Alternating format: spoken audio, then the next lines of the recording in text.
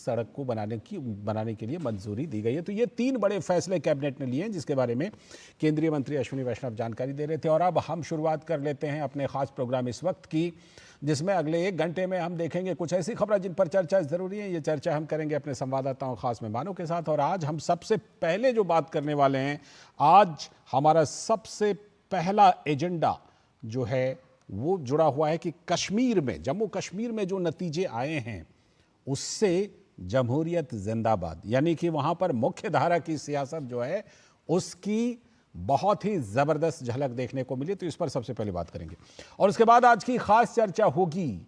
और वो खास तौर पर जो 2 राज्यों के चुनाव हुए हैं उसमें भ्रम की सियासत काम नहीं आई है क्या, और जब ये सियासत काम नहीं आई है तो अपने जो अपने थे वो अब कई सवाल खड़े कर रहे हैं। इस पर खास चर्चा होगी खास मेहमानों के साथ। 2 राज्यों के ये जो नतीजे रहे इस पर थोड़ा विस्तार से चर्चा करेंगे अपने खास मेहमानों के साथ। और इसके बाद बात करेंगे कि पश्चिम बंगाल में बेटियां, महिलाएं कब बचेंगी। जिस तरह की घटनाएं लगातार सामने आ रही हैं उससे ये लगता है कि कोलकाता के आरजी कर मेडिकल कॉलेज में जो डॉक्टर बिटिया के साथ रेप और मर्डर की घटना घटी और उसके बाद जो पूरे देश में उबाल और बवाल हुआ, उससे शायद ममता सरकार ने कोई सबक नहीं लिया, वहां की पुलिस प्रशासन ने कोई सबक नहीं लिया है क्या। इस पर बात करेंगे, होंगे तमाम सवाल जवाब। लेकिन सबसे पहले इस वक्त की हेडलाइंस। प्रधानमंत्री नरेंद्र मोदी ने महाराष्ट्र को दी 7,600 करोड़ रुपए से भी अधिक की विकास योजनाओं की सौगात। कांग्रेस की बांटने वाली नीति पर किया हमला, कहा सारे हथकंडे को अपनाने के बावजूद जनता नफरती षड्यंत्रों का नहीं हुई शिकार। हरियाणा में स्पष्ट जनादेश के बाद चंडीगढ़ से लेकर दिल्ली तक राजनीतिक सरगर्मियां हुई तेज। मुख्यमंत्री नायब सिंह सैनी ने प्रधानमंत्री नरेंद्र मोदी से की मुलाकात, कहा नहीं चला कांग्रेस का झूठ। पार्टी के अध्यक्ष जेपी नड्डा और रक्षा मंत्री राजनाथ सिंह से भी की मुलाकात।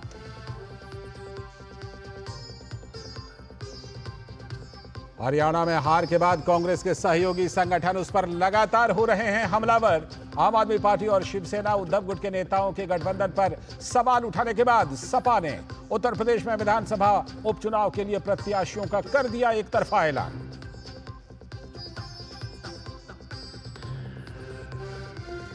जम्मू कश्मीर के इस बार का चुनाव का पैगाम, लोगों के अलगाववाद और आतंकवाद को लोगों ने कहा अलविदा। अलगाववादियों और पूर्व आतंकवादियों के 30 रिश्तेदार थे चुनाव में, अधिकांश की तो जमानत हो गई जब्त। वोट परसेंटेज में बीजेपी सबसे आगे, जम्मू में कांग्रेस को लोगों ने दे दिया करारा जवाब।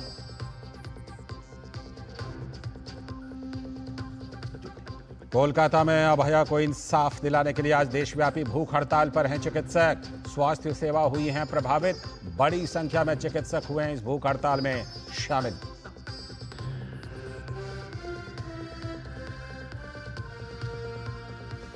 और आर्थिक व्यापारिक जगत की बड़ी खबर में रेपो रेट में इस बार भी नहीं किया गया कोई बदलाव, 6.5% पर रखा गया बरकरार। पहली तिमाही में 6.7% बढ़ी जीडीपी, तो मौजूदा वित्त वर्ष में 4.5% की दर से बढ़ेगी महंगाई।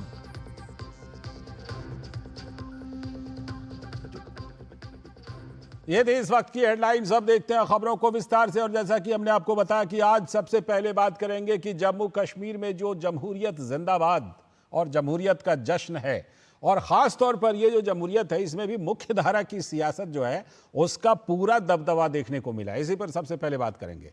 तो कश्मीर में मुख्य धारा की सियासत, नए कश्मीर का नया संकल्प चुनाव परिणामों में साफ तौर पर दिखाई पड़ रहा है, झलक रहा है, छलक रहा है।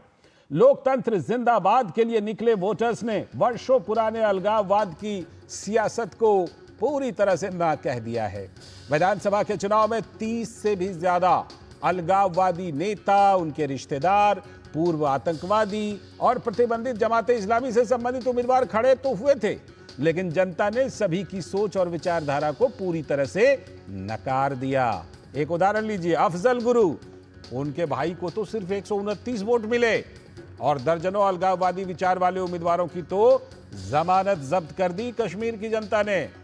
आर्टिकल 370 हटने के बाद यह पहला असेंबली चुनाव था भारत के संविधान का वहां पर पूर्ण रूप से लागू होने के बाद यह पहला चुनाव था, तो जाहिर है कि स्पेशल स्टेटस हटाने के खिलाफ आंदोलन की बात करने वाली महबूबा मुफ्ती 3 सीट पर सिमट गई। और यह भी खबर है कि वो 3 भी अपने दम पर जीते हैं। ये लोकतंत्र की जीत है। वर्षों बाद लोगों को लोकतंत्र पर भरोसा जगाया जम्मू कश्मीर में। पीपुल्स गवर्नेंस का मॉडल और विकास को लोगों ने करीब से देखा और खुद की तरक्की से जोड़ा है। तो जाहिर है कि सबसे बड़ी पार्टी नेशनल कॉन्फ्रेंस तो हुई है, लेकिन वोट शेयर की बात कीजिए तो बीजेपी ने उसमें मात दे दी है। बीजेपी सबसे बड़ी पार्टी रही है वोट शेयर के मामले में। और जमात के गढ़ सोपोर और उसके इलाके में इलेक्शन बॉयकॉट एक रिवायत बनी हुई थी। पहली बार वहां बम्पर वोटिंग हो गई तो जमात सहित अन्य निर्दलीय की हार हुई। इंजीनियर राशिद की बात कीजिए, 44 उम्मीदवार उनकी पार्टी के मैदान में थे, लेकिन सभी हार गए। कई पूर्व आतंकवादी अवाम में भरोसा नहीं पैदा कर सके और हार गए। बीजेपी ने कश्मीरवादी में कुछ उम्मीदवार उतारे थे, लेकिन वो भी चुनाव हार गए। लेकिन 3 लोगों के जीत हार का अंदर कश्मीरवादी में बीजेपी के उम्मीदवारों की बात कर रहा हूं 1000 से नीचे था।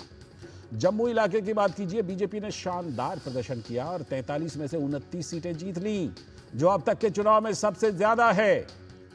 तो भावी मुख्यमंत्री उमर अब्दुल्ला मानते हैं कि इतनी बड़ी जीत की उम्मीद उन्हें भी नहीं थी। शायद जनता जानती है कि स्थायित्व से ही तो विकास संभव है।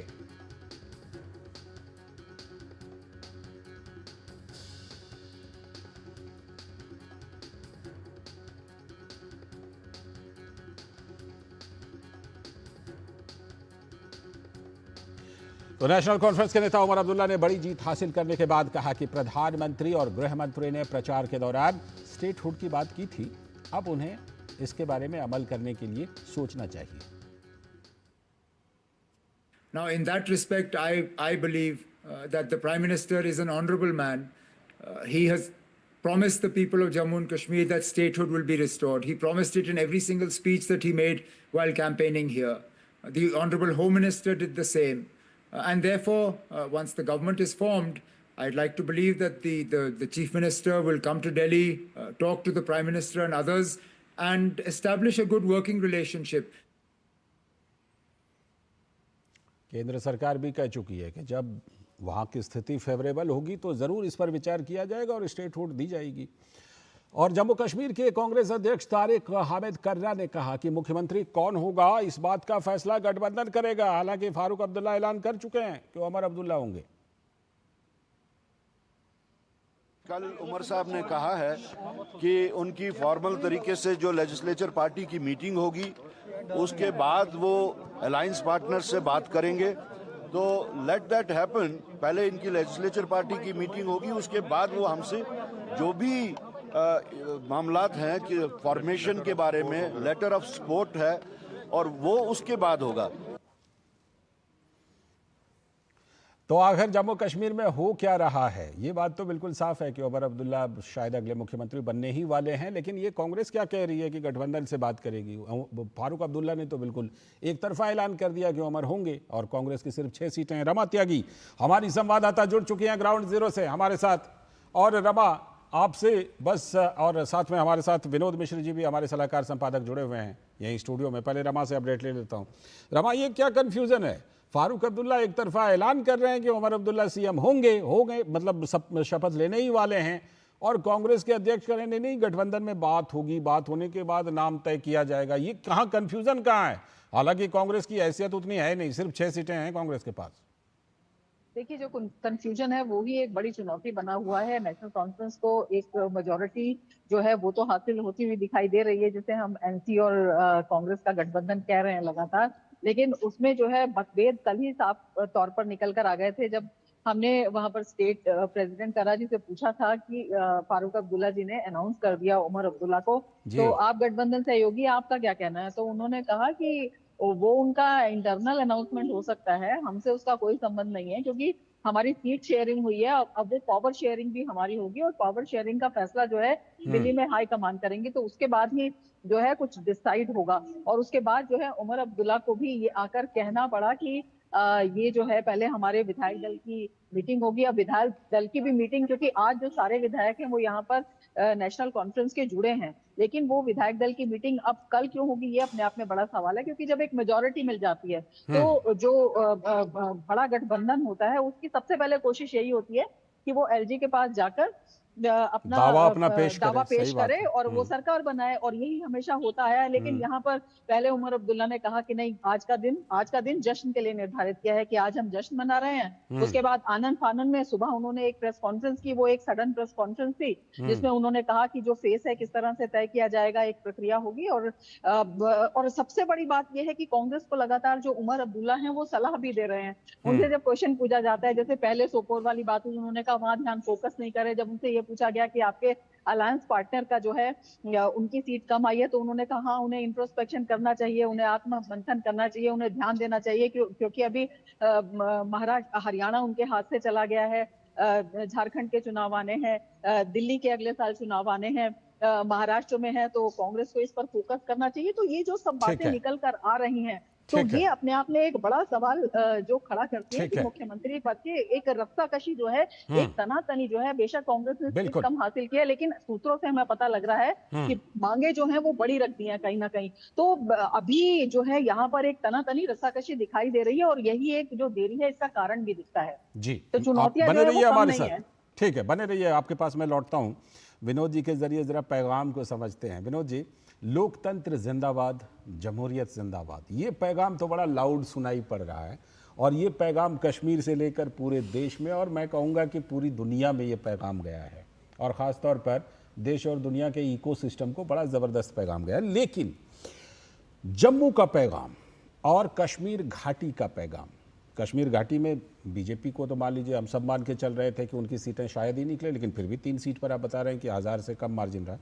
लेकिन जम्मू का पैगाम अगर देखा जाए तो कांग्रेस के लिए बड़ा स्ट्रांग पैगाम है कि ना। ठीक उसी तरह कश्मीर घाटी के पैगाम को देखिए तो जितने अलगाववादी, आतंकवादी, और उसमें पीडीपी को भी आप जोड़ लीजिए, बोल दिया है साफ तौर पर कि ना, आपकी ज़रूरत नहीं है। तो ये दोनों का जो जम्मू इलाके का पैगाम, कश्मीर इलाके का पैगाम, ये पैगाम क्या कहता है विनोद जी? लाल जी, जैसा कि आप अपने चैनल पे स्क्रीन पे दिखा रहे हैं नया कश्मीर की नई सियासत, वो आपको इस बात के लिए तो बधाई देनी होगी कश्मीर की जनता को, बेशक, कि उसने पूरे के पूरे कश्मीर के नैरेटिव्स को चेंज कर दिया। कश्मीर के पिछले 40 साल से जो ये अलगाववाद और मिलिटेंसी को आप एक स्टेक होल्डर बना लिए थे दिल्ली की सियासत में, उसको इस बार कश्मीर की जनता ने एक तरह से उखाड़ फेंका है। और ये मैं उनके जज्बे को और उनको सलाम करता हूं। जब उमर अब्दुल्ला, आज जो रमा कह रही थी, उमर अब्दुल्ला उसी प्रेस कॉन्फ्रेंस में कह रहे थे कि मुझे उम्मीद भी नहीं थी कि मुझे ये बहुमत से यहाँ हम जीत के आएंगे और सरकार बनाएंगे। सही बात। तो आप एनसी की हालत देखिए कि एनसी के पैर जो किस तरह से उखड़ पड़े थे।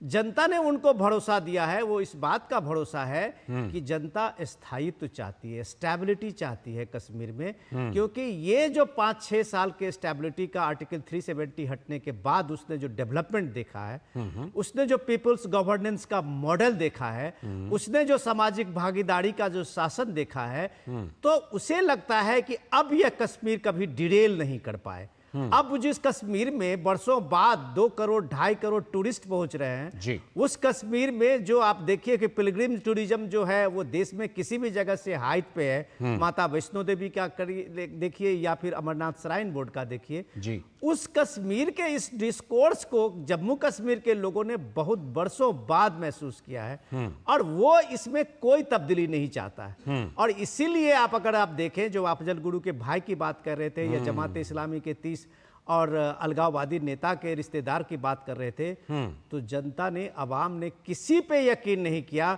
क्योंकि वो फिर से इस कश्मीर को ये भसर में ले जाना नहीं चाहता। बिल्कुल। कांग्रेस पार्टी के बात अगर आपके सवाल पे आए, तो कांग्रेस पार्टी जम्मू से कश्मीर तक उसी नैरेटिव पे खेलती रही, और वो एक क्लियर स्टैंड नहीं ले पाई कि भाई विकास का जो मॉडल एलजी ने वहां जम्मू कश्मीर ने गवर्नर रूल में जो दिया है, उसको वो कैसे आगे बढ़ाएंगे। यह कहने में सचाते हुए कांग्रेस पार्टी एक अलग से वहां डिस्कोर्स, मोहब्बत की पैगाम, नफरत की दुकान और ये सारे डिस्कोर्स इस टाइप का तो जनता ये बात इस दौर में समझने की जरूरत है कि जनता का जो फैसला है वो आज के दौर में राजनीतिक पंडितों को, मीडिया के लोगों को, सबको चौंकाता है कि जनता आज के दौर में विकास को छोड़ के कोई भी नैरेटिव, किसी भी चीज को एक्सेप्ट करने के लिए तैयार नहीं है। बिल्कुल। जो जम्मू कश्मीर के लोगों ने दिखाया है, ये सबसे मजबूत पैगाम है जमहूरियत के जश्न के बाद। रमा, जरा आगे की तस्वीर बताइए। आपने बताया आज का दिन उमर अब्दुल्ला ने जश्न के लिए रखा है, इसका मतलब कल जाकर दावा पेश करेंगे और उसके बाद फिर जो नई सरकार का गठन के बारे में कुछ जानकारी मिल रही है आपको वहां पर?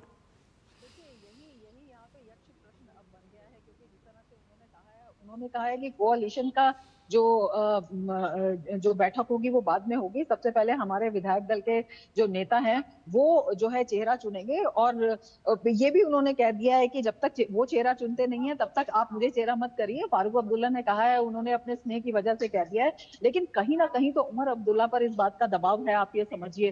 तो कल विधायक दल की बैठक होती है, उसमें क्या निकल कर आता है ये बड़ा दिलचस्प रहने वाला है। और उसके बाद जो कोalition की बैठक का उन्होंने कहा है कि हमारे जो गठबंधन की बैठक होगी उसमें ये तय होगा, उसके तय करने के बाद हम दावा पेश करेंगे। तो ये अपने आप में कई तरह के जो सवाल है वो खड़े कर रहा है, कई तरह की आखिर ऐसी मजबूरी क्या है। एक स्पष्ट गठबंधन आपको बनता हुआ दिखाई दे रहा है, जिस तरह से आपको जो नंबर चाहिए वो आपको साफ तौर पर मिल गए हैं, तो क्यों नहीं आप चले जाते हैं, अगले दिन ही आदमी चला जाता है। तो इसमें कई तरह की बातें निकल कर आती हैं, कई तरह की जो चुनौतियां वो निकल कर आती हैं। और जो सूत्र हमें बता रहे हैं, जो कांग्रेस की मांगे हैं वो कई जो है वो बड़ी मांगे वहां पर निकल कर आई हैं और उस पर मंथन चल रहा है किस तरह से आगे बढ़ा जाए। अब बहुत सी खबरें ये भी आई थी कि जो कुछ इंडिपेंडेंट्स हैं उन्होंने अपना सपोर्ट एक्सटेंड किया, लेकिन जब उमर अब्दुल्ला से पूछा गया तो उन्होंने कहा ऐसा अभी कुछ नहीं हुआ है, जब ऑथेंटिक होगा तो आपको पता ही लग जाएगा या आ ही जाएगा।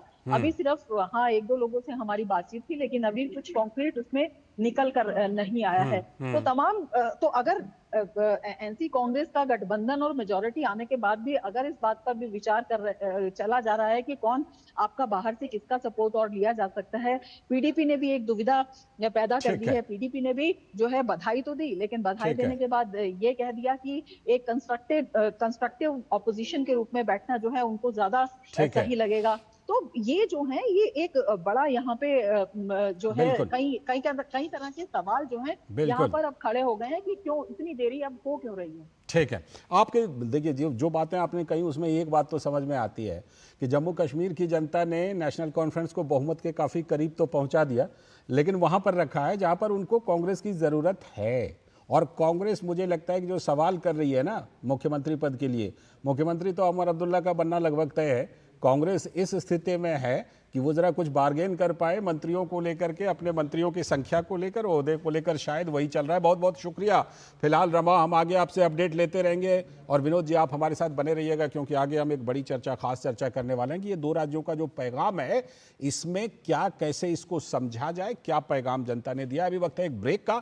ब्रेक के बाद जब लौटेंगे तब करेंगे आज की वो खास बड़ी चर्चा। आपके घर के खाने में रेस्टोरेंट जैसा स्वाद ले आए MDH का शाही पनीर मसाला। पनीर को क्या मस्त बना डाला।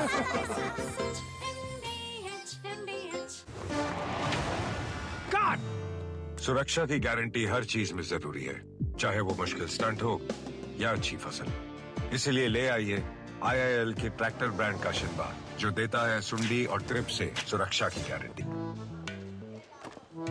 मैडम, राजमा चुटकी में पकेगा। अच्छा, लिख के दीजिएगा।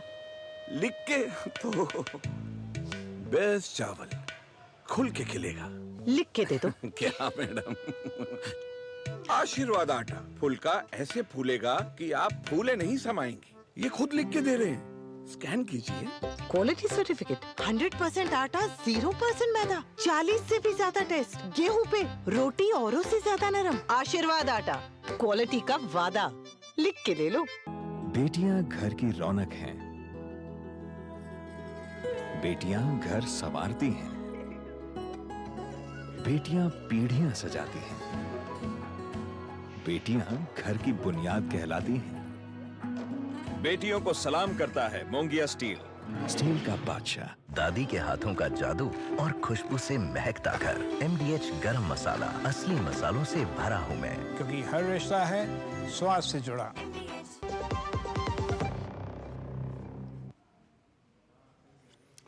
स्वागत है ब्रेक के बाद। जैसा कि ब्रेक पर जाने से पहले हमने बताया था, डीडी न्यूज़ पर आप देख रहे हैं इस वक्त, और इस वक्त में अब हम खास चर्चा करने वाले हैं। और इस खास चर्चा में 2 राज्यों का जो चुनावी नतीजा है उसमें क्या जो सबसे बड़ा पैगाम है कि भ्रम की सियासत तो फैलाई लेकिन ये काम नहीं आई, क्योंकि जिस तरह के ये पैगाम आए उसमें कई तरह के मुद्दे उठाए गए।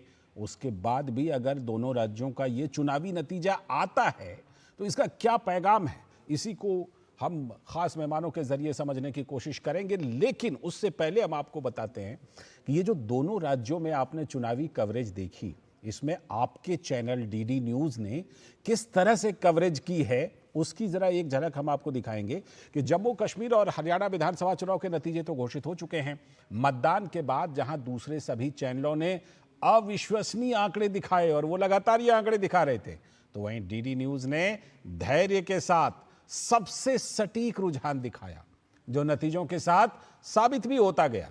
तो डीडी न्यूज़ एक बार फिर दर्शकों के भरोसे पर खरा उतरा है। देखिए जरा झलक।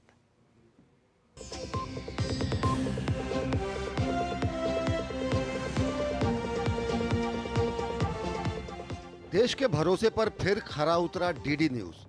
जम्मू कश्मीर और हरियाणा के विधानसभा चुनाव में डीडी न्यूज़ ने एक बार फिर दिखाए सबसे सटीक और सबसे भरोसेमंद नतीजे।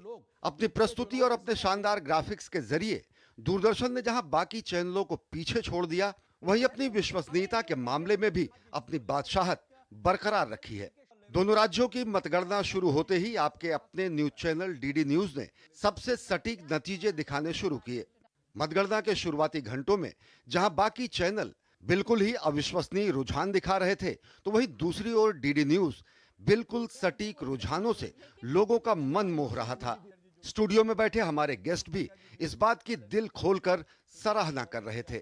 हमारे नेताओं ने और कुछ ना भी सही, अगर दूरदर्शन को देखकर ही कोई रणनीति या कूटनीति बनाई होती तो निश्चित तौर पर आज दूरदर्शन का नाम आपने क्यों लिया? दूरदर्शन को देख के क्यों आपने कहा विजय भाई? मैं उसका कारण ये मानता हूं कि भाई आप अन्य चैनलों से बिल्कुल भिन्न हैं, तो कहीं ना कहीं जो सच्चाई है वो आपके यहाँ ज़्यादा दिखाई देती है जी। क्योंकि कोई हमारा पक्षधर हो सकता है, कोई विरोध में हो सकता है, लेकिन आज भी दूरदर्शन को लेकर एक थोड़ी मान्यता है कि भी बैलेंस तरीके से दूरदर्शन चलता है। खबरों की दौड़ और टीआरपी की रेस में सबसे अलग डीडी न्यूज़ ने अपने कवरेज से साबित कर दिया कि सार्वजनिक प्रसारक क्यों लोगों के दिलों में अलग जगह रखता है। सच और सटीक खबरों की अपनी परंपरा को बरकरार रखते हुए डीडी न्यूज़ ने एक बार फिर पूरे देश को दिखाया कि वो क्यों देश का भरोसा है। मैं भी सुबह से, क्योंकि शौक तो है ही, लगभग सभी चैनल अदल बदल के देखता रहा। जो आप ये कह रहे हैं कि कंसिस्टेंसी वाली और इलेक्शन कमीशन को ही फॉलो करना, मैं समझता हूँ दूरदर्शन के अलावा एक भी चैनल नहीं था। डीडी न्यूज़ हमेशा विश्वसनीय और भरोसेमंद खबरों के साथ आपको आगे रखता है, और 2 राज्यों की मतगणना ने एक बार फिर साबित कर दिया कि सच यानी डीडी न्यूज़, भरोसा यानी DD news. Bureau report, DD news. तो सच, सटीक और भरोसा सब कुछ आपके अपने चैनल डीडी न्यूज़ पर है, और ये आपने 2 राज्यों के इस विधानसभा चुनाव के कवरेज के दौरान भी, नतीजों के दिन भी देखा। अभी वक्त है एक ब्रेक का। ब्रेक के बाद जब लौटेंगे तब इन दोनों राज्यों के जो नतीजे का पैगाम है उस पर करेंगे विस्तार से बात।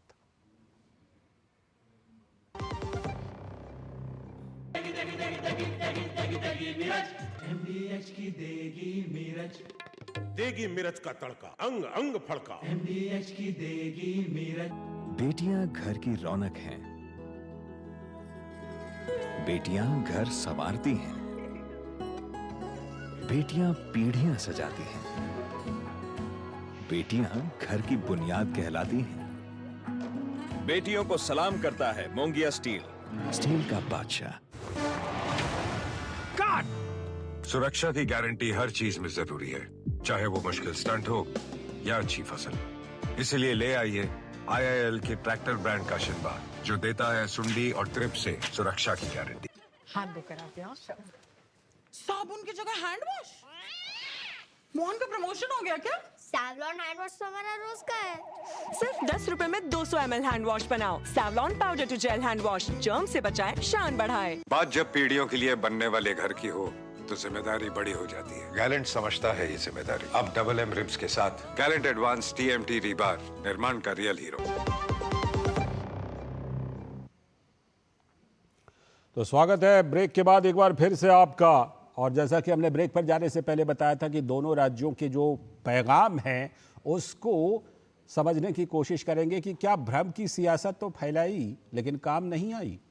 हरियाणा और जम्मू कश्मीर के चुनाव में बीजेपी ने अब तक का सर्वश्रेष्ठ प्रदर्शन किया। तीसरी बार हरियाणा में बीजेपी की सरकार बनने जा रही है, जो रिकॉर्ड है हरियाणा में। हरियाणा में कांग्रेस को मिली हार से विपक्षी इंडी गठबंधन के गैर कांग्रेसी दलों में लगता है कुछ उत्साह दोगुना हो गया है, क्योंकि शिवसेना जो उद्धव गुट है उसने अपने मुखपत्र में लिखा है कि कांग्रेस को पता है कि जीत को हार में कैसे बदला जाता है। उद्धव ठाकरे की पार्टी महाराष्ट्र में सीट शेयरिंग को लेकर कांग्रेस को नसीहत दे रही है कि बिना गठबंधन के जीत मुमकिन नहीं है। तो आम आदमी पार्टी भी इसको कांग्रेस का अति उत्साह बता रही है। लेकिन शिकायत यह भी है कि कांग्रेस के नेता एलाइज को यानी अपने गठबंधन के सहयोगियों को सम्मान नहीं देते। उधर अखिलेश यादव ने तो एक कदम आगे बढ़ा दिया। यूपी विधानसभा के उपचुनाव में 6 उम्मीदवारों की सूची एक तरफा जारी कर दी, जबकि कांग्रेस सीट शेयरिंग पर बात करने का दावा कर रही थी। तमाम राजनीतिक पंडितों की भविष्यवाणी और एंटी इनकम्बेंसी की लहर बताने वाले कुछ लोगों को हरियाणा चुनाव ने संदेश दे दिया है। तो पीएम मोदी ने बीजेपी की इस जीत की सराहना करते हुए कहा कि विकास की हमारी गारंटी कांग्रेस द्वारा फैलाए गए झूठ पर भारी पड़ी। उन्होंने कहा एक बार जब लोग कांग्रेस को बाहर कर देते हैं तो फिर दोबारा कांग्रेस को आने नहीं देते। वो कांग्रेस के लिए नो एंट्री का बोर्ड लगा देते हैं। पीएम मोदी ने कांग्रेस को परजीवी पार्टी करार दिया एक बार फिर से। उन्होंने कहा कि ये पार्टी तो पूरी तरह से परजीवी पार्टी बन गई है। हरियाणा में अकेली गई तो देखिए करारी हार मिली। लोकसभा में कांग्रेस ने जितनी भी सीटें जीती उसमें आधे से ज्यादा सीटें तो सहयोगियों की वजह से जीती। जिसने कांग्रेस पर भरोसा किया उसकी नैया डूब गई। जानकार मानते हैं कि कांग्रेस पार्टी एंटी इनकम्बेंसी के सारे चुनाव में खुद को विकल्प बताती तो है, लेकिन अपने संगठन को दुरुस्त करने के बजाय एक नेता को आउटसोर्स कर देती है। हरियाणा में कांग्रेस नेता इस हार को एक परिवार का वर्चस्व बता रहे हैं, मान रहे हैं। इसके लिए कांग्रेस संगठन को जिम्मेदार ठहराते हैं। लेकिन राहुल गांधी जम्मू कश्मीर में गठबंधन की जीत को संविधान की जीत बताते हैं और वहीं हरियाणा की हार पर शिकायत करते हैं। पार्टी में अभी इस बात को लेकर घमासान चल रहा है कि अब हार की जिम्मेदारी किसके सर पर फोड़ दिया जाए। तब तक ईवीएम पर ही दोष मढ़ देते हैं और राहुल गांधी की छवि को बचा लेते हैं। यही काम इस समय कांग्रेस कर रही है।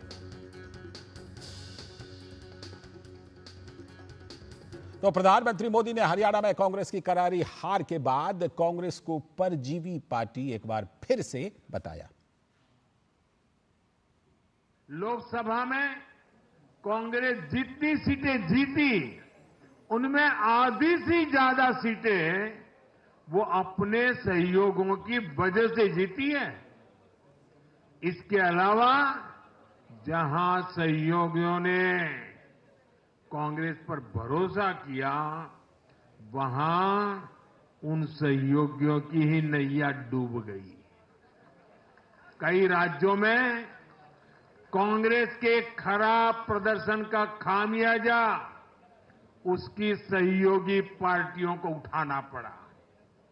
कांग्रेस ऐसी परजीवी पार्टी है जो अपने सहयोगियों को ही निगल जाती है। साथ ही पीएम ने कहा कि इन नतीजों की गूंज तो दूर दूर तक जाएगी। पहली बार ऐसा हुआ है जब 2 कार्यकाल पूरे 5-5 साल के 2 कार्यकाल पूरा करने वाली किसी सरकार को हरियाणा में फिर से मौका मिला हो। ये भारतीय जनता पार्टी को तीसरी बार मौका मिला है। यहां के लोगों ने सिर्फ तीसरी बार हमारी सरकार नहीं बनाई, बल्कि हमें सीटें भी ज्यादा दी हैं और वोट शेयर भी ज्यादा दिया है।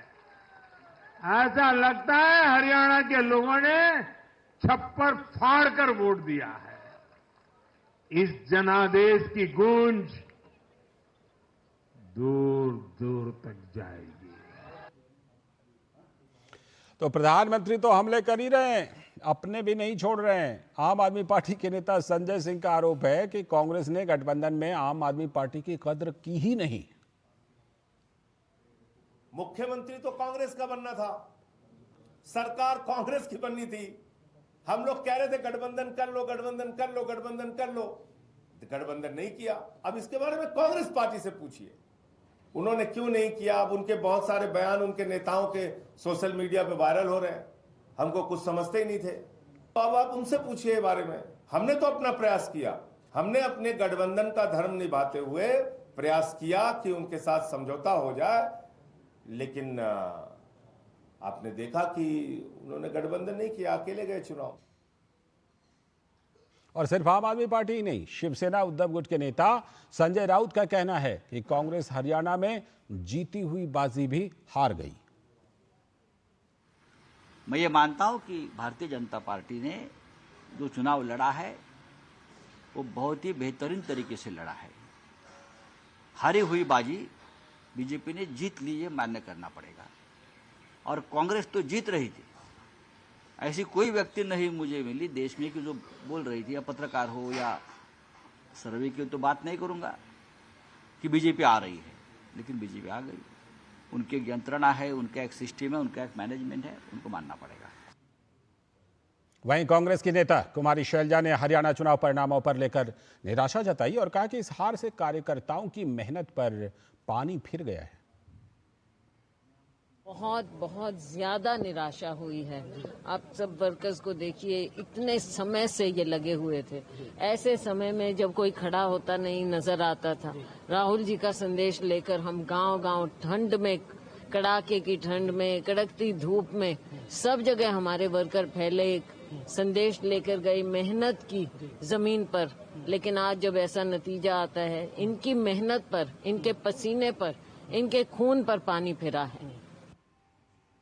सही बात कर रही हैं कुमारी शैलजा। जाहिर सी बात है कि ये नतीजे कांग्रेस के लिए बड़ा झटका है, लेकिन दो राज्यों का ये पैगाम है क्या, क्योंकि इसमें कई तरह के संदेश छुपे हुए हैं। इसी पर खास चर्चा करने के लिए आज हमारे साथ धनंजय गिरी जी, भारतीय जनता पार्टी के प्रवक्ता, बहुत बहुत स्वागत। साथ में संदीप त्रिपाठी जी, कांग्रेस के नेता, बहुत बहुत स्वागत संदीप त्रिपाठी जी आपका भी इस खास चर्चा में। और हमारे सलाहकार संपादक विनोद मिश्र जी तो हमारे साथ यहाँ पर स्टूडियो में हैं ही, मैं उनसे चर्चा को आगे बढ़ाता हूँ। विनोद जी, इन दोनों राज्यों को, और खासतौर पर अब क्योंकि हम हरियाणा को लेकर ज़्यादा बात कर रहे हैं, तो हरियाणा का जो पूरा पैगाम है उसमें आखिर क्या हुआ? क्योंकि ऐसा लग रहा है कि कांग्रेस ये मानकर बैठी थी, कल की रिपोर्ट ये थी कि सब कई जगह पर घोड़ी बग्घे जो हैं वो जश्न मनाने के लिए मंगवा लिए गए थे, कहीं जलेबी छन रही थी, बन रही थी, कहीं पर ढोल बज रहे थे, लेकिन उसके बाद फिर ये सारी चीज़ें अभी कुमारी शैलजा जैसा कह रही थी, कांग्रेस के लिए बहुत बड़ा झटका है। ये हुआ कैसे? कांग्रेस को ये गफलत कैसे हुई? लाल जी, जैसे अभी अपनी रिपोर्ट में दिखा रहे थे, जो प्रधानमंत्री मोदी का जो आपने सुनाया है साउंड बाइट, तो पीएम जब कह रहे थे इस जनादेश की जो गूंज है वो बहुत दूर तक जाएगी, तो ये सीधा मैसेज इस इलेक्शन ने जनादेश दे दिया है और उसकी गूंज यहाँ मीडिया में बैठे हुए लोगों तक भी जाएगी। और जो सियासत करने वाले, भ्रम फैलाने वाले लोगों की एक बात का ये बना लिए हैं कि लोगों में भ्रम फैला और चुनाव जीत गए, उसके पास भी जाएगी ये गूंज। और इस तरह के जो एक व्हाट्सएप यूनिवर्सिटी के जो लोग हैं और दिन रात नैरेटिव बनाते हैं, उसकी मैं एक वानगी देता हूं। जब अपनी रिपोर्ट में आप बता रहे थे डीडी के सटीक विश्लेषण की और उसकी चर्चा में वाकई काबिले तारीफ है बिल्कुल कि 9 बजे आते आते जो आप पूरे चैनल्स के डिस्कशन को देखिए, 70-72 सीट पे वो लीड करते हुए हुडा का, और उसके बाद आप सीधे प्राइम मिनिस्टर मोदी पे आ गए। सारे चैनल का विश्लेषण शुरू हुआ कि महाराष्ट्र में इसका इम्पैक्ट पड़ेगा, झारखंड में इसका इम्पैक्ट पड़ेगा, मोदी मैजिक जो है वो इस दौर में अब खत्म होते जा रहा है। बला बला इतना लगा कि दिल्ली का लगा कि दिल्ली की सत्ता हिल रही है। लेकिन 11 बजे आते आते जब सारे वो ईवीएम्स जो खुलने शुरू हुए और ट्रेंड जो बदला और टैली जिस तरह से आपने देखा कि जैसे ही बीजेपी आई, तो लोगों को ये चीज, जो ये विश्लेषण करने वाले थे वो हैरान हो गए, क्योंकि उनको जनादेश पे यकीन ही नहीं है। वो यकीन जो एक तरह से माहौल बनाते हैं इकोसिस्टम का, उन्हें लगता है पूरा देश इसी संविधान खतरे में, लोकतंत्र खतरे में जाएगा और एकदम माहौल बदल देगा। तो ये बात जब प्राइम मिनिस्टर कह रहे थे परजीवी पार्टी, ये बहुत गहरी बात कह रहे थे कि कांग्रेस पार्टी क्या आज की तारीख में ये मान बैठी है कि एंटी इनकम्बेंसी का जो ये है उसका किसी भी सरकार में, बीजेपी के स्टेट में या सेंटर में, वही उनका बेस होगा और उसके बाद वो जितना भी फैला पाएंगे उसके खिलाफ में, उस सरकार के खिलाफ में भ्रम फैला पाएंगे, वही इनका जीत का नतीजा है। तो हरियाणा कह दिया नो।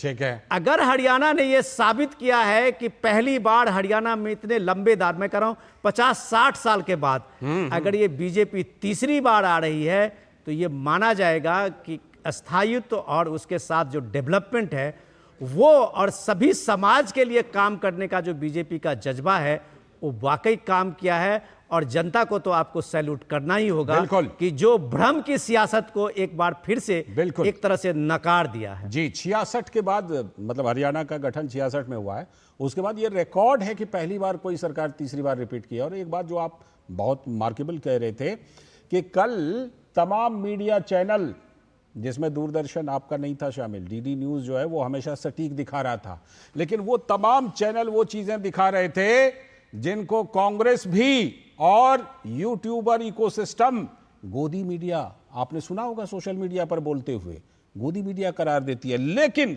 संदीप त्रिपाठी जी, आपके पास मैं सीधे आता हूं और आपका जवाब इस पर चाहिए कि हमने देखा कि बेचारा इस बार एग्जिट पोल जो है वो तो बच गया आरोप से कि वो अडानी अंबानी का नहीं था इस बार, ठीक है। और यहां तक कि एग्जिट पोल वाले इतने डर गए थे कि हमें पता चला कि 2 बड़े हाउस ने तो एग्जिट पोल इस बार किया ही नहीं, क्योंकि बड़े घबरा गए थे जब जैसा ये लोकसभा चुनाव के बाद इकोसिस्टम ने उन पर करारा हमला बोला, बेचारे घबरा गए, किया ही नहीं उन्होंने। लेकिन कुछ लोगों ने किया एग्जिट पोल। अब लेकिन ईवीएम जो है, अब क्या लगता है कि चलो अब ईवीएम को ही शिकार बना लेते हैं अगर एग्जिट पोल शिकार नहीं बना, या फिर उसको उस तरह से आप नतीजे को समझेंगे जैसे कुमारी शैलजा अभी समझ रही थी और समझा रही थी? देखिए सर, अभी आपने 2 सवाल किए कि आप ईवीएम पे आप मेरी कांग्रेस पार्टी की हमारी राय जानना चाहते हैं जी, और दूसरी चीज अभी आपने एक बात जो सर ने कही, विनोद जी ने, कि परजीवी, कांग्रेस परजीवी है, ये पीएम का कोट था दरअसल। जी जी, उस पर उन्होंने अपना वक्तव्य रखा, उस पीएम जी की बात को आगे जी बढ़ाया। मैं दोनों पे बातें रख देता हूँ। पहली बात तो ईवीएम पे सवाल हमारे नहीं, ईवीएम पे सवाल भारतीय जनता पार्टी के 2014 के पहले, जिसमें लाल कृष्ण आडवाणी जी सुप्रीम कोर्ट तक गए। उसके बाद क्या क्या हुआ संदीप जी, वो भी बताइए। उसके बाद वीवीपैट हुआ, उसके बाद उसको फुल प्रूफ बनाया गया, उसके बाद शंकाओं का समाधान हुआ। 2009 में भारतीय जनता पार्टी ने विरोध किया था, उसके बाद तो 15 साल गुजर चुके हैं संदीप जी, बताइए। अब सर मैं अपनी बात रख रहा हूँ और मैं पूरी बात रखूंगा, इसलिए कि ईवीएम की बात आपने कही तो मैं छोड़ूंगा नहीं कुछ भी। 2014 के बाद जो है कोर्ट ने कहा कि जो है आपको वीवीपैट लगाना है, 17 तक वो जरूरी था, 17 तक लग नहीं पाया। उसके बाद ये सवाल हुआ, आज वीवीपैट से चुनाव हो रहे हैं, वीवीपैट की काउंटिंग का भी एक सुप्रीम कोर्ट का डिसीजन है कि उसमें जो है आप इतने जो है बूथों का कम से कम वीवीपैट की काउंटिंग कराएंगे, जो कि पिछले चुनाव में नहीं था, लोकसभा के चुनाव से आपने स्टार्ट किया। लोकसभा चुनाव में ये हुआ कि इतने बूथों की जो है आप काउंटिंग कराना शुरू की। ये एक सतत प्रक्रिया है। ईवीएम पे सवाल जैसे मैंने कहा कि हम ही नहीं उठा रहे, पूर्व की जो भी ये मैं थोड़ा सा मैं कुछ सेकंड लेता हूं। आप यही सवाल ईवीएम पर तब क्यों नहीं उठाते जब आप कर्नाटक में जीतते हैं, हिमाचल में जीतते हैं, तेलंगाना में जीतते हैं? क्यों नहीं उस समय ये सवाल आप उठाते हैं? आते हैं सर, आते हैं, उस पर भी आ रहे हैं। अब बिल्कुल उस पर छोड़ेंगे नहीं सर, कुछ भी नहीं छोड़ेंगे। हम सिर्फ ये कह रहे हैं कि किसी भी चीज में एक सतत प्रक्रिया होती है, लोकतंत्र में हरदम शंका की गुंजाइश रहती है, सवाल उठते हैं, उसका समाधान होता है, ये होना भी चाहिए। और मैं ये कह रहा हूं कि अभी आपने कहा कि सवाल क्यों नहीं उठाते हैं लोकसभा में। अभी माननीय अखिलेश जी उत्तर प्रदेश से आते हैं, मुख्यमंत्री भी रहे हैं। त्रिपाठी जी ऐसी कितनी शंकाएं बैलेट पर हैं? त्रिपाठी जी, एक लाल जी, मैं एक सवाल मैं पूछता हूँ, इधर उधर मत भागिए। आप अपने पार्टी के नेता का जो बयान है, लालजी जो बता रहे थे, उसको इंडोर्स कर रहे हैं, सिर्फ उसी पे आइए। कुमारी शैलजा कह रही है कि ये सीधे सीधे कांग्रेस के संगठन को, जो कुमारी शैलजा कह रही है कि इतनी मेहनत हमने की और हमारी मेहनत को बेकार कर दिया। कौन लोग हैं वो? ये बात जो सुरजेवाला कह रहे हैं कि 3 सीट की हमें जिम्मेदारी थी और हमने 5 सीट जिता के दिया और बाकी जिम्मेदारी किसकी थी, ये सीधे आप उसमें बात आइए, बेचारी ईवीएम को छोड़ दीजिए, बख्श दीजिए उसको। अच्छा नहीं लगता अब ये सब बातें सुनने में। जो आपके पॉइंट बाकी शंका तो उठाने वाले बैलेट पर जो है 1 दर्जन शंका उठा देंगे। नेता जिम्मेदारी क्यों नहीं लेते? जिम्मेदारी लीजिए, जीतिए या हारिए। शैलजा जी का जो सवाल है, आपका तीसरा सवाल है, मैं इस पे भी जवाब दे देता हूँ। ईवीएम पर मैंने जो कहा, वो मैंने जितनी भी बातें की एथेंटिक। सर आप ईवीएम को बख्श दीजिए, मैं वही कह रहा हूँ, मैं भी वही कह रहा था सर, मैं भी वही कह रहा था कि ये बातें बड़ी बेमानी लगती हैं, अब बहुत बेमानी लगती हैं, ये सुनने में अच्छा नहीं लगता। सर सवाल आपने पूछा, जवाब देना मेरा कर्तव्य था, मैं जवाब दे रहा हूँ जी। संतुष्ट होना ना होना वो दर्शकों पे छोड़ दीजिए, उससे बहस की गुंजाइश हो सकती है। ठीक है, लेकिन मैं जवाब ही ना दूं ये तो गलत होगा। नहीं जवाब तो दीजिए। बिल्कुल, मैं सिर्फ ये कह रहा हूं कि ईवीएम पे सवाल जीतने पे भी रहे हैं और हारने पर भी रहे हैं। ईवीएम पर अगर कहीं पर भी शक शुबा की गुंजाइश पहले भी थी, आज भी है, उस पर उसका समाधान होना चाहिए। एक बार बैलेट पर कितने शक की गुंजाइश पड़ती है संदीप जी, मुझे बताइएगा। बैलेट पर कितने, 1 दर्जन शक नहीं होते हैं? बहुत सारे थे, होते हैं ना, तो फिर तो शक का कहते हैं, शक का इलाज तो कहा जाता है कि लुकमान हकीम के पास भी नहीं। सर बैलेट से हम ईवीएम पर आए, उसकी 3 वजह थी कि एक रिजल्ट शीघ्र आ जाएगा, उस पर टाइम लगता था। सर कल रिजल्ट 7:30 बजे तक आया। नहीं आपसे आप मुझे इन टोटल बताइए, क्या आप हरियाणा चुनाव से यही ईवीएम वाला संदेश ले रहे हैं या कुछ ऐसा संदेश ले रहे हैं कि हरियाणा में लोगों ने कांग्रेस को क्या संदेश दिया? धनंजय जी आ रहा हूं आपके पास। जी उस पे भी आ जाते हैं। देखिए हम 28% वोट पे थे हरियाणा में, हमको 39 से ऊपर। ये अच्छी बात, ये बिल्कुल सही। हमारे मुद्दों को लोगों ने समर्थन दिया, ये नहीं कह सकते कि लोगों ने समर्थन नहीं दिया। बिल्कुल समर्थन दिया। हो सकता है कि हमसे मैनेजमेंट में कहीं चूक रह गई हो। हाँ, ये अच्छी बात। जी जो सवाल उठ रहे हैं, अगर किसी कार्यकर्ता ने हमारे किसी पोलिंग एजेंट ने इस बात की शिकायत की चुनाव आयोग में कि जो बैटरी थी वो 99% शो कर रही थी, मैं एजेंट रहा हूं, फिर आप वहीं घूम कर आ गए, फिर से वहीं घूम कर आ गए। मैं आपसे एक बात कहूं, गंभीर चर्चा में मैं आपको अपनी बात बताता हूं। गंभीर चर्चा में अब ये जो कुछ यूट्यूबरों ने फैलाया है ना, 3 चीजें, गोदी मीडिया, अडानी अंबानी का एग्जिट पोल, ईवीएम, ये सब सुनने में मैं कहता हूं कि गंभीर चर्चा में अच्छा नहीं लगता ये सब चीजें सुनने में, क्योंकि लोगों ने देखा है कि जब नतीजे मान लीजिए दिल्ली के, पंजाब के, बंगाल के, कर्नाटक के, हिमाचल के, तेलंगाना के जब नतीजे आते हैं तो ईवीएम, एग्जिट पोल सब जो है सब ठीक, चुनाव आयोग सब ठीक, और उसके बाद अगर कहीं दूसरे नतीजे आ गए तो फिर सब खराब हो जाता। ये नहीं कीजिए, मैं बिल्कुल ये कहूंगा कि ये नहीं करना चाहिए हम लोगों को। सर बात आ जाए, मैं सिर्फ ये कह रहा हूं कि अगर किसी ने कंप्लेंट की है तो चुनाव आयोग की जिम्मेदारी है कि उसको संज्ञान ले और उसका समाधान करे। मेरे कहने का सही है, ये यहाँ तक हम सहमत हैं कि कहीं से कोई आपके पास रिपोर्ट है उसको पहुंचाइए। बिल्कुल। मैं धनंजय गिरी जी को लाता हूँ, फिर आपके पास आता हूँ। धनंजय गिरी जी, परजीवी पे सर मैं बोल दूं, मात्र 30 सेकंड। हाँ कीजिए। परजीवी सर, मोदी जी ने कहा कि कांग्रेस परजीवी है। भारतीय जनता पार्टी का इतिहास रहा है कि जिससे भी उसने अलायंस किया है उसको या तो तोड़ दिया है, और पार्टी नहीं तोड़ी, घर तोड़ दिया। चाहे शिवसेना को देख लीजिए, चाहे लोजपा को देख लीजिए, चाहे आप जो है जिस भी पार्टी, अकाली दल को खत्म कर दिया, जिसको भी नीतीश जी की पार्टी को तोड़ने का प्रयास किया वो होशियार थे, फिर से वापसी मार दिए। तो भारतीय जनता पार्टी वो ठीक है। संदीप जी, इस सवाल को मैं धनंजय जी के पास ट्रांसफर करता हूं, और साथ में धनंजय जी ये बताइए, एक बार फिर से बेचारी ईवीएम फंस गई है लगता है। कांग्रेस ने जो पहला रिएक्शन दिया है उसमें ईवीएम को ही लपेटा है, और साथ में ये भी जवाब दे दीजिएगा कि भाई सिर्फ हमें क्यों कहते हैं, आपने भी छोटी पार्टियों को इस तरह से किया है। बताइए धनंजय गिरी जी। लासन जी, सबसे पहले जो आप अपने चैनल के बारे में, दूरदर्शन के बारे में रिपोर्ट दिखा रहे थे, उसके लिए आपको बहुत बहुत बधाई। अच्छा, आप भी उसका हिस्सा रहे हैं समय समय पर, इसलिए आपको भी बहुत बहुत बधाई कि आप भी उसमें जुड़े हैं कई बार।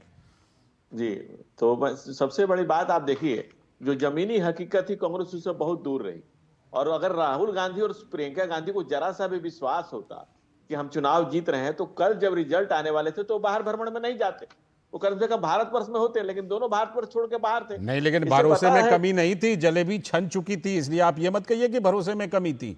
जलेबी बन करके कुछ लोगों के हाथ में आ भी गई थी शायद। जाति की जलेबी को जनता ने नकार दिया ना, कि राजनीति को जलेबी बनाना, और जलेबी की फैक्ट्री हरियाणा को शायद नहीं चाहिए, उन्हें जलेबी की फैक्ट्री को नकार दिया। कल कई लड्डू के दुकान वालों ने भी कहा कि मुझे एडवांस किया था और मना कर दिया बाद में, और कांग्रेस की आदत हो गई, मैं बाय नेम कोट कर रहा हूँ, एक दुकानदार ने कहा कांग्रेस की आदत हो गई। लेकिन अब राहुल गांधी ने हरियाणा में जिस 12 विधानसभा में प्रचार किया उसमें से 8 में कांग्रेस हार गई। तो जहां जहां चरण पड़े संतन के, और देखिए अगर ये जो हरियाणा में हुआ, ये सैनी साइनिंग और मोदी मैजिक से मुल्क की हिफाजत की नई पटकथा लिखी है। लेकिन धनंजय जी, आपको लगता नहीं है कि इस बार जो है मोटे तौर पर कांग्रेस ने एक तरह से हुड्डा परिवार को दे रखा था कि आप जिताओ, तो बहुत ज्यादा मुझे लगता है जिम्मेदारी बहुत ज्यादा कुमारी शैलजा की या राहुल गांधी की बनती है नहीं, ज्यादा जिम्मेदारी हुड्डा परिवार की बनती है। देखिए, हरियाणा का चुनाव केवल कुछ सीटों की जीत हार का चुनाव नहीं है, यह फेक नैरेटिव को स्वीकारने और नकारने का चुनाव था। जनता ने फेक नैरेटिव को नकार दिया, दलित नेतृत्व को उपेक्षा ने हरियाणा की जनता ने बर्दाश्त नहीं किया। हरियाणा नहीं बल्कि इनके सहयोगियों ने भी राहत की सांस ली है। आप देखें जितने इनके सहयोगी इन पर चढ़ बैठे हैं, कि लड़े सिपाही और नाम हवलदार के, कांग्रेस कितने दिनों तक दूसरे के कंधे पर चढ़ के सत्ता का सुख भोगेगी। हमारे सिपाही क्षेत्रीय दलों ने अपने कंधे से इनको उतारना शुरू कर दिया धीरे धीरे। कांग्रेस इसीलिए आप परजीवी करार देते हैं कांग्रेस को। देखिए, कांग्रेस ने हमेशा से परजीवी रही है और दूसरे के भरोसे चलती रही है। आप देखेंगे तो लगातार अलग अलग प्रदेशों में अलग अलग दलों के बल पर कांग्रेस अपना दुकान चला रही है। कांग्रेस की स्थिति अत्यंत ही कमजोर हो चुकी है। एक तो चुनाव के पहले अलग अलग दलों से रिश्ता तोड़ा, बाद में उसको सहयोग दी। अब वो आज देख लीजिए, आप बिहार, बंगाल, उत्तर प्रदेश, महाराष्ट्र, झारखंड, सब जगह ही बात हुई।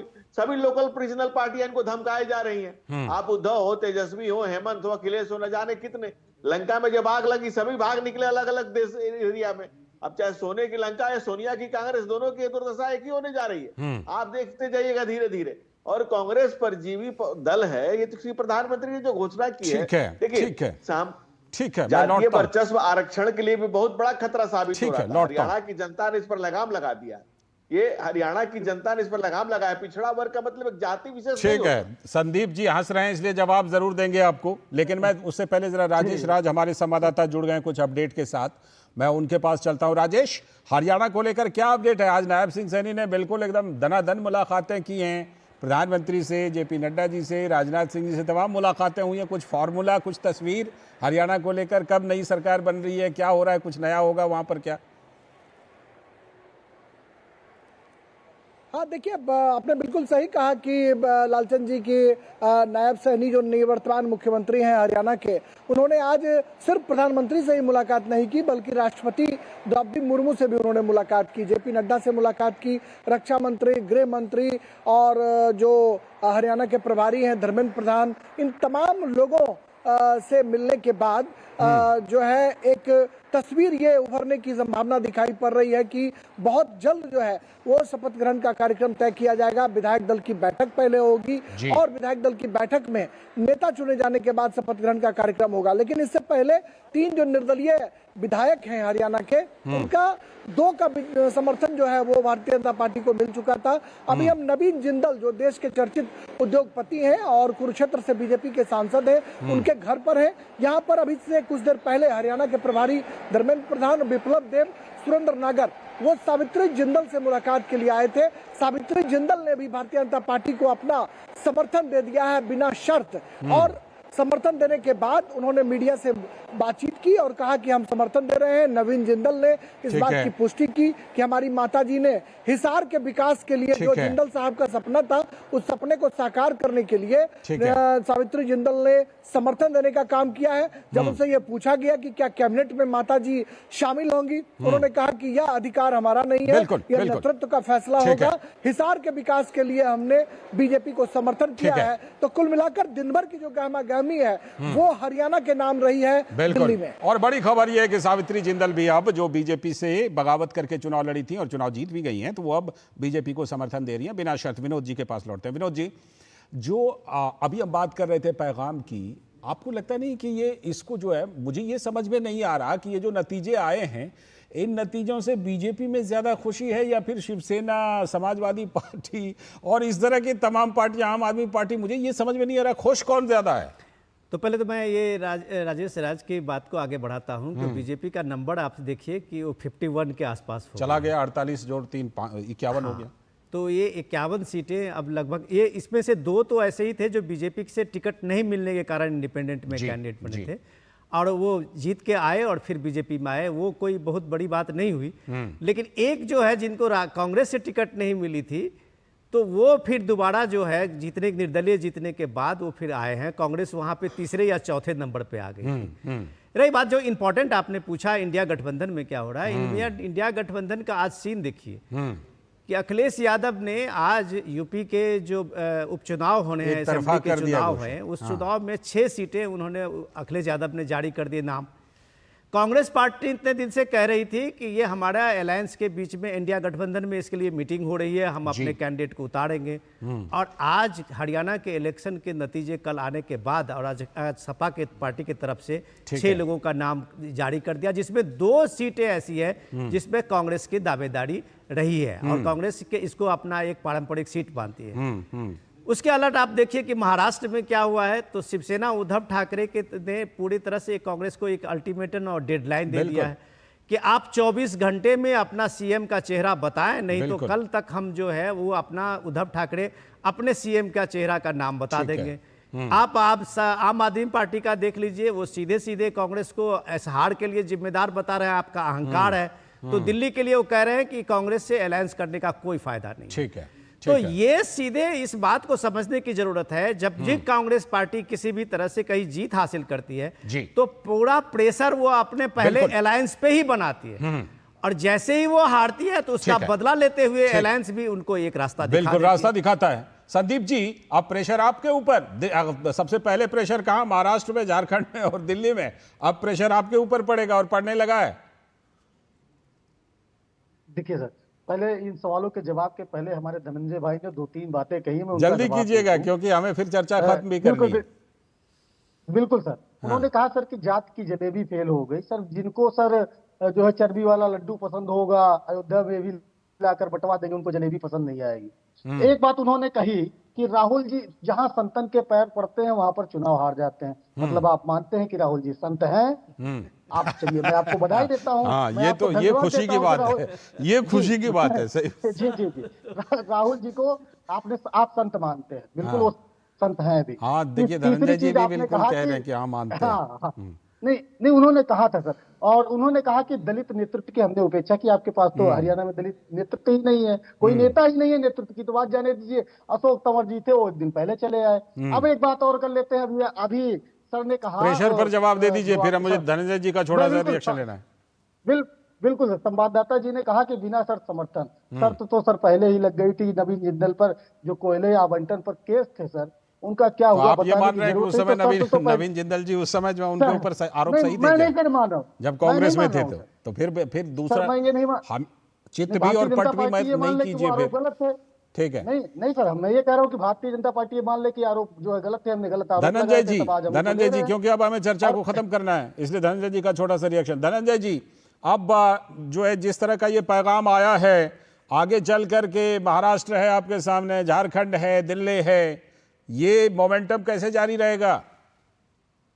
लालचंद जी, लगातार जारी रहेगा। नरेंद्र मोदी का मैजिकल नेतृत्व में मुल्क आगे बढ़ता जाएगा और ये लगातार कारवां चलता जाएगा। हम 2 से यहाँ तक का सफर शुरू किए, सेवा के बदौलत यहाँ तक आए हैं। सत्ता की लालच में कांग्रेस का ये हाल है। और जो राहुल गांधी पर कह रहे थे, राहुल गांधी को तो खुद ही नहीं पता कि वो क्या है। वो कभी कहते हैं मैंने राहुल गांधी को मार दिया है। राहुल गांधी, चलिए समय की कमी है इसलिए आप लोगों से अभी अनुमति लेनी पड़ेगी मुझे, फिर कभी मिलेंगे और चर्चा करेंगे। शुक्रिया धनंजय जी, शुक्रिया संदीप जी, विनोद जी शुक्रिया, और राजेश आपका भी शुक्रिया इस चर्चा में जुड़ने के लिए। और चर्चा को अभी फिलहाल यहीं विराम देते हैं। फिलहाल वक्त एक ब्रेक का है। ब्रेक के बाद जब लौटेंगे तो बात करेंगे कि पश्चिम बंगाल में बेटियां सुरक्षित होंगी कब, क्या कोई सबक नहीं ले रही ममता सरकार? इसी पर करेंगे बात। आपके घर के खाने में रेस्टोरेंट जैसा स्वाद ले आए MDH का शाही पनीर मसाला। पनीर को क्या मस्त बना डाला। बेटियां घर की रौनक हैं। बेटियां घर संवारती हैं। बेटियां पीढ़ियां सजाती हैं। बेटियां घर की बुनियाद कहलाती हैं। बेटियों को सलाम करता है मोंगिया स्टील, स्टील का बादशाह। सुरक्षा की गारंटी हर चीज में जरूरी है, चाहे वो मुश्किल स्टंट हो या अच्छी फसल। इसीलिए ले आइए IIL के ट्रैक्टर ब्रांड का शिनबा, जो देता है सुंडी और ट्रिप से सुरक्षा की गारंटी। मैडम, राजमा चुटकी में पकेगा। अच्छा, लिख के दीजिएगा। लिख के तो बेस्ट चावल खुल के खिलेगा। लिख के दे दो। क्या मैडम? आशीर्वाद आटा फुलका ऐसे फूलेगा कि आप फूले नहीं समाएंगी। ये खुद लिख के दे रहे हैं, स्कैन कीजिए। क्वालिटी सर्टिफिकेट, 100% आटा, 0% मैदा, 40 से भी ज्यादा टेस्ट, गेहूं पे रोटी औरों से ज्यादा नरम। आशीर्वाद आटा, क्वालिटी का वादा, लिख के ले लो। बात जब पीढ़ियों के लिए बनने वाले घर की हो तो जिम्मेदारी बड़ी हो जाती है। गैलेंट समझता है ये जिम्मेदारी। अब डबल M रिब्स के साथ गैलेंट एडवांस TMT रीबार, निर्माण का रियल हीरो। स्वागत। ब्रेक के बाद, जैसा ब्रेक पर जाने से पहले हमने बताया था कि पश्चिम बंगाल में एक बार फिर से महिला सुरक्षा का मुद्दा गर्म है। कोलकाता में अभया को इंसाफ दिलाने के लिए आज देशव्यापी भूख हड़ताल पर चिकित्सक हैं। स्वास्थ्य सेवाएं बुरी तरह प्रभावित हुई हैं, तो बड़ी संख्या में इसमें क्योंकि चिकित्सक शामिल हैं, तो सवाल उठ रहा है पश्चिम बंगाल में कब बचेंगी बेटियां। पश्चिम बंगाल में बेटियों और महिलाओं की सुरक्षा पर लगातार गंभीर सवाल उठ रहे हैं। राज्य के कई इलाकों से महिला उत्पीड़न की आती ही रहती हैं खबरें। कोलकाता में डॉक्टर बेटी के रेप मर्डर पर बवाल के बाद भी लगता है कोई सुधार नहीं हुआ है, क्योंकि 24 परगना में स्कूल की बच्ची के साथ भी रेप और मर्डर का कांड हो गया। पुलिस प्रशासन की वही लापरवाही रही, एक बार फिर से वही लापरवाही दिखी। पश्चिम बंगाल में ममता सरकार की सुरक्षा व्यवस्था पर गंभीर सवाल बरकरार हैं। लगातार महिला उत्पीड़न की घटना में घिरी राज्य की ममता बनर्जी सरकार, और इस बीच आरजी कर मेडिकल कॉलेज में डॉक्टर लगातार आंदोलन कर रहे हैं, और इन आंदोलनरत डॉक्टर्स के समर्थन में ऑल इंडिया डॉक्टर्स एसोसिएशन भी उतर गया है। आरजी कर मेडिकल कॉलेज में आंदोलनरत डॉक्टर्स के समर्थन में वो उतर गए हैं।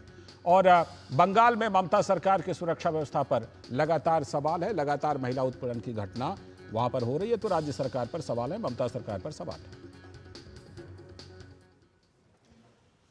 जुड़ते हैं, हमारे साथ जुड़ चुके हैं नितेंद्र सिंह, हमारे संवाददाता जो स्वास्थ्य मामलों से जुड़ी खबरों को देखते हैं, और साथ में प्रसेनजीत बख्शी कोलकाता से हमारे साथ जुड़ चुके हैं। सबसे पहले नितेंद्र से एक छोटा सा अपडेट लेता हूं। Nitendra, all India doctors association ने वहां के डॉक्टर को हड़ताल की समर्थन दी है, इसका कितना असर आप देख पा रहे हैं स्वास्थ्य सेवाओं पर? निश्चित तौर पर देखिए, आज दिल्ली के कई बड़े अस्पताल जिसमें एम्स भी है और Maulana Azad medical college, GTB hospital की जो मेडिकल कॉलेज है, वो तमाम जो डॉक्टर हैं आज एक दिन की सांकेतिक भूख हड़ताल करते, साथ ही साथ उन्होंने काली पट्टी लगा करके अपनी सेवाएं दी हैं। और यहाँ से डॉक्टरों की एक टीम दी गई है कोलकाता में उनके समर्थन देने के लिए, क्योंकि 7 डॉक्टर भूख हड़ताल पर बैठे हुए हैं और कल 50 डॉक्टरों ने सामूहिक रूप से इस्तीफा दिया है। और अब से थोड़ी देर बाद 6 बजे जवाहरलाल नेहरू स्टेडियम में एम्स की जो रेजिडेंट डॉक्टर हैं वो कैंडल मार्च निकाल रहे हैं। तो इस तरीके से सिर्फ दिल्ली एम्स की बात नहीं है, पूरे देश भर में जितने मेडिकल कॉलेज है उनके जो जूनियर डॉक्टर हैं, कोलकाता की जो घटना है, आरजी कॉलेज की घटना है, के समर्थन में देश भर में हड़ताल और प्रदर्शन कर रहे हैं। बिल्कुल प्रसेनजीत दा, ये पहले हमने देखा कि आरजी कर मेडिकल कॉलेज के डॉक्टरों ने इस्तीफा दिया, करीब 50 डॉक्टरों ने, उसके बाद ये हड़ताल, उसके बाद फिर देशव्यापी समर्थन। इसका मतलब ममता सरकार बिल्कुल लगता है कि बातचीत के जरिए या किसी तरह से इस समस्या का समाधान ही नहीं निकाल पा रही है। लालचंद, मैं तुरंत बता दूं कि आज महाषष्ठी है, दुर्गा पूजा की शुरुआत है, जो हम कहते हैं कि कैलाश से देवी उमा अपने मायके पहुंचे हैं अपने बच्चों के साथ। जब ये बंगाल में अब ऐसी एक शोर स्थिति है, ऐसी जगह पे अपने जो धरती का उमा है उसे यहाँ की जो दरिंदगी की, जिस तरह से दरिंदगी के साथ उनको कैलाश लोक में या देवलोक में भेजा गया है, शिवलोक में भेजा गया है, आज 9 अक्टूबर 2 महीना होने के बाद भी कोई सरकार के ऊपर, तृणमूल कांग्रेस के ऊपर इसका कोई असर हमको देखने को नहीं मिल रहा है। जबकि उन्होंने ये कोशिश में लगे हुए हैं कि पूरा जो हेल्थ सिस्टम है, हेल्थ सिस्टम में लगे हुए जो हेल्थ वर्कर है, डॉक्टर से लेकर सफाई कर्मी तक, सबके खिलाफ लोगों की एक आक्रोश पैदा हो जाए कि आने वाले दिनों में ये डॉक्टर, चाहे वो नर्स हो, चाहे वो डॉक्टर हो, चाहे वो बाकी कोई हेल्थ। शुक्रिया फिलहाल लगता है आपसे संपर्क कट रहा है। फिलहाल आपका बहुत बहुत शुक्रिया, हम आगे फिर जुड़ेंगे कभी और इस पर करेंगे चर्चा। नितेंद्र, आपका भी बहुत बहुत शुक्रिया, समय की फिलहाल कमी है, और इसी के साथ आज के इस वक्त में इतना ही। नमस्कार।